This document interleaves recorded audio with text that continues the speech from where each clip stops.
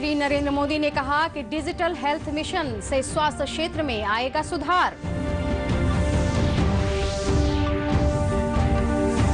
बाढ़ की स्थिति में कोई सुधार नहीं, 16 जिलों में 81 लाख से अधिक आबादी बाढ़ से प्रभावित।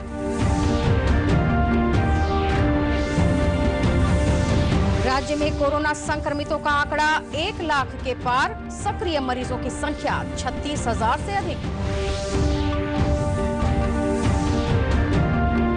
और प्रदेश के 32 जिलों में प्रधानमंत्री रोजगार अभियान के तहत प्रवासी श्रमिकों को मिल रहा है रोजगार।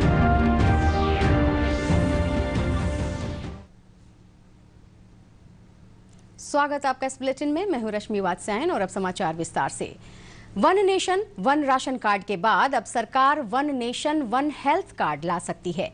स्वतंत्रता दिवस के अवसर पर प्रधानमंत्री नरेंद्र मोदी ने इसका ऐलान किया है। One nation one health card योजना के तहत एक हेल्थ कार्ड बनेगा। एक report. One nation one ration card योजना के अंतर्गत किए जाने वाले इलाज और टेस्ट का रिकॉर्ड रखा जाएगा। इससे संबंधित पूरी जानकारी कार्ड में डिजिटल तरीके से सेव हो जाएगी।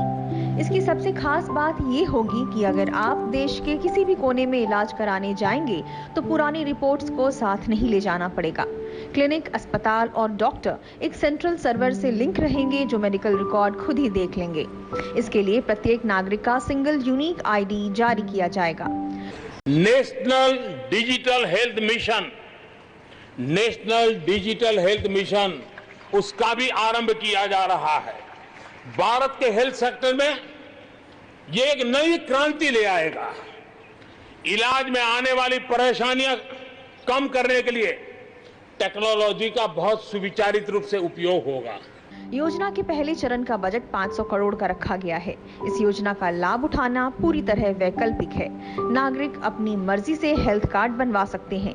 योजना के तहत आधार कार्ड की तर्ज पर नागरिकों की व्यक्तिगत जानकारी गोपनीय रखी जाएगी। आपके हर टेस्ट, हर बीमारी, आपको किस डॉक्टर के पास कौन सी दवा ली थी, उनका क्या डायग्नोसिस था, कब दी थी, आपकी रिपोर्ट क्या थी, ये सारी जानकारी इस एक हेल्थ आईडी में आपको समाहित की जाएगी। इससे पहले मोदी सरकार ने one nation one ration card भी लागू किया था।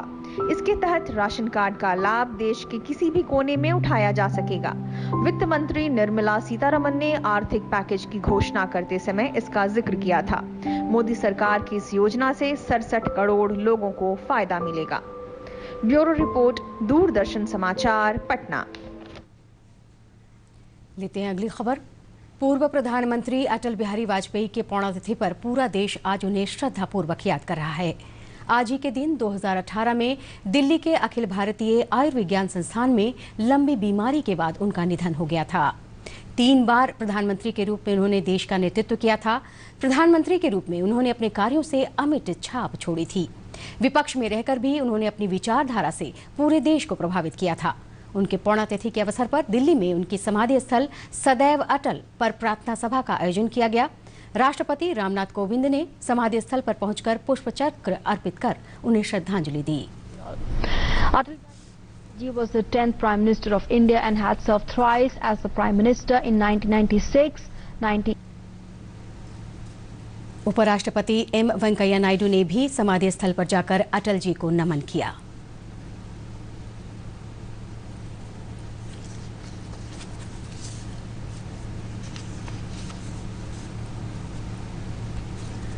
प्रधानमंत्री नरेंद्र मोदी ने भी समाधि स्थल पर जाकर प्रार्थना सभा में हिस्सा लिया और उन्हें भावभीनी श्रद्धांजलि अर्पित की।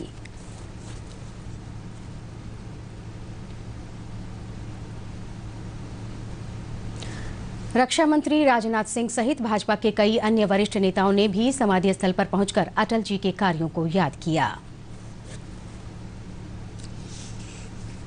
इधर प्रदेश भाजपा कार्यालय में अटल बिहारी वाजपेयी की पुण्यतिथि के अवसर पर विशेष कार्यक्रम का आयोजन हुआ। इस मौके पर अपने संबोधन में भाजपा के वरिष्ठ नेता राम माधव ने उनके व्यक्तित्व और राष्ट्र के प्रति उनके योगदान को याद किया।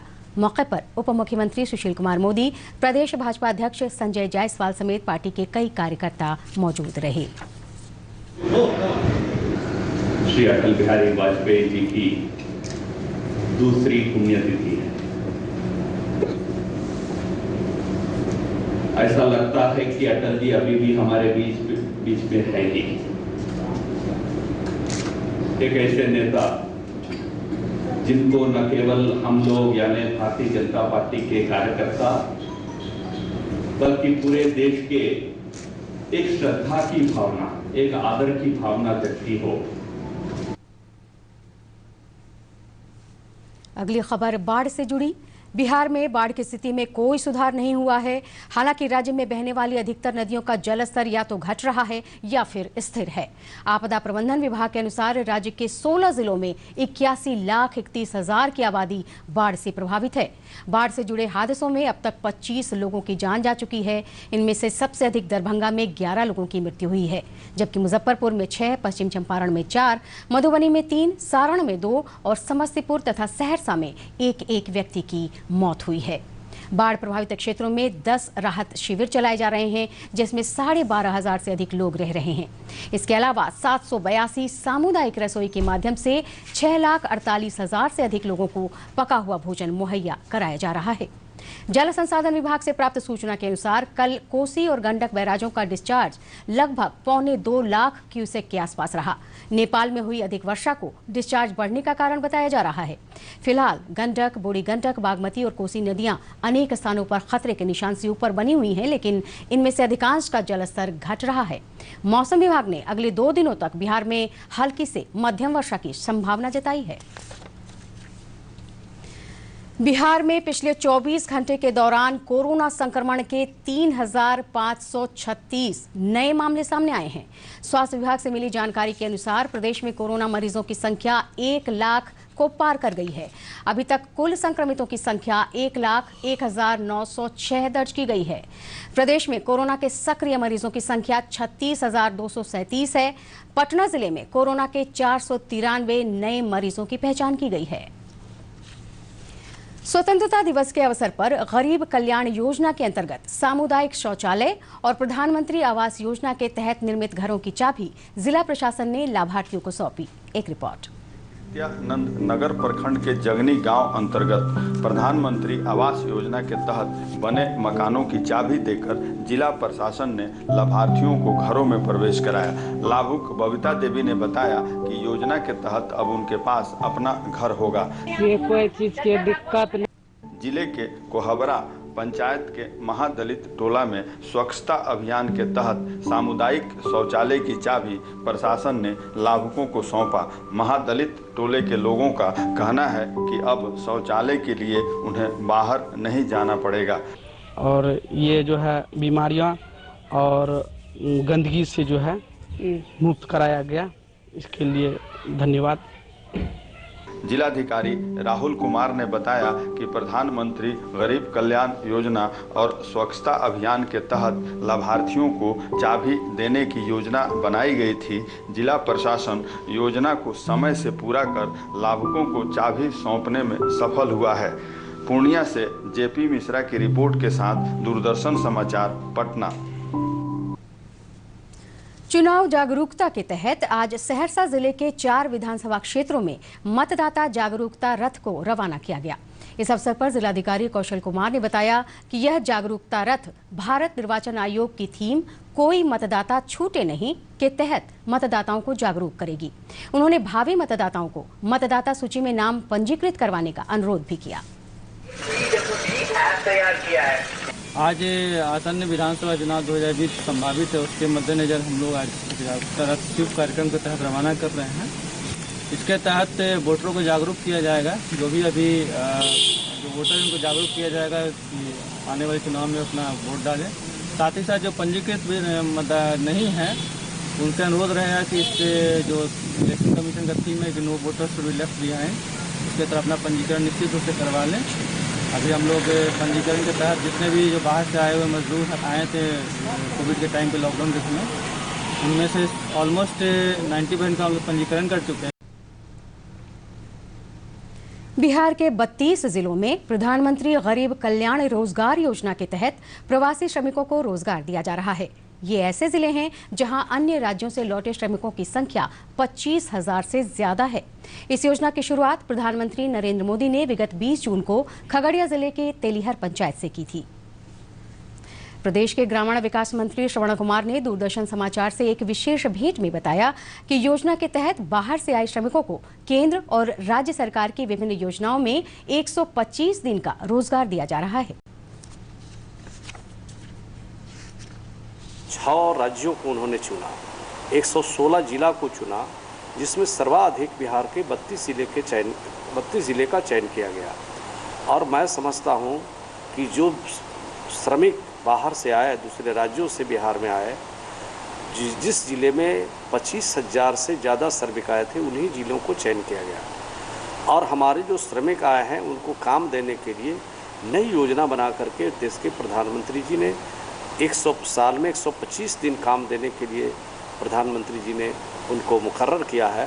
तो मैं समझता हूं कि जो काम होने वाले हैं वो बहुत अच्छा होने वाला है और मैं समझता हूं कि लोगों को रोजगार से जोड़ने की योजना है। भारतीय क्रिकेट टीम के पूर्व कप्तान महेंद्र सिंह धोनी ने क्रिकेट को अलविदा कह दिया। अपनी करिश्माई कप्तानी से भारतीय क्रिकेट को बुलंदी की ऊंचाइयों पर ले जाने वाले झारखंड के लाल धोनी के क्रिकेट सफर पर एक रिपोर्ट। खिलाड़ी महेंद्र सिंह धोनी ने बांग्लादेश के खिलाफ अपना पदार्पण किया था और पहले ही मैच में 0 पे रन आउट हो गए थे। तब आखिर किसने सोचा था कि आने वाले वर्षों में यह खिलाड़ी वैश्विक पटल पर अपनी धाक जमाएगा। 2005 में पाकिस्तान के खिलाफ शतक लगाने के बाद धोनी के धमक को विश्व क्रिकेट में महसूस किया जाने लगा था। फिर 2006 में जब उन्होंने टेस्ट में शतक लगाया तो टेस्ट टीम में भी उनकी जगह पक्की हो गई। 2007 में वो भारतीय क्रिकेट टीम के कप्तान बने और कप्तानी के पहले ही साल भारत को T20 विश्व कप जिता दिया। Match winner, great finisher, captain cool और ना जाने किन किन उपाधि से नवाजे गए हैं महेंद्र सिंह धोनी। 2011 में उन्होंने भारत को विश्व विजेता बनाया तो 2013 में ICC चैंपियंस ट्रॉफी जीतकर ICC के सभी ट्रॉफी जीतने वाले दुनिया के इकलौते कप्तान बने। ये धोनी के करिश्माई कप्तानी का ही असर है कि IPL जैसे बड़े टूर्नामेंट में उनकी टीम चेन्नई सुपर किंग अब तक 3 बार खिताब पर कब्जा जमा चुकी है। आज विश्व क्रिकेट समुदाय क्रिकेट में उनके योगदान के लिए उन्हें याद कर रहा है। मुझसे पहले कितने शायर आए और आकर चले गए, कुछ आहें भर कर लौट गए, कुछ नगमे गा कर चले गए। वो भी एक पल का किस्सा थे, मैं भी एक पल का किस्सा हूँ, कल तुमसे जुदा हो जाऊंगा, वो आज तुम्हारा हिस्सा हूँ। ईडी बिहार की तरफ से महेंद्र सिंह धोनी को जीवन की दूसरी पारी की शुभकामनाएं। अलविदा धोनी। और बुलेटिन के अंत में मुख्य समाचार एक बार फिर से।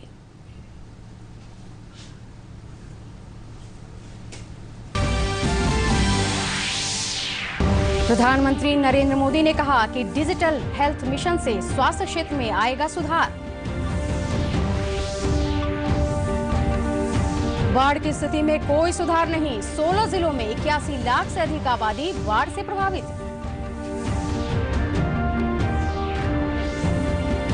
राज्य में कोरोना संक्रमितों का आंकड़ा 1 लाख के पार, सक्रिय मरीजों की संख्या 36,000 से अधिक।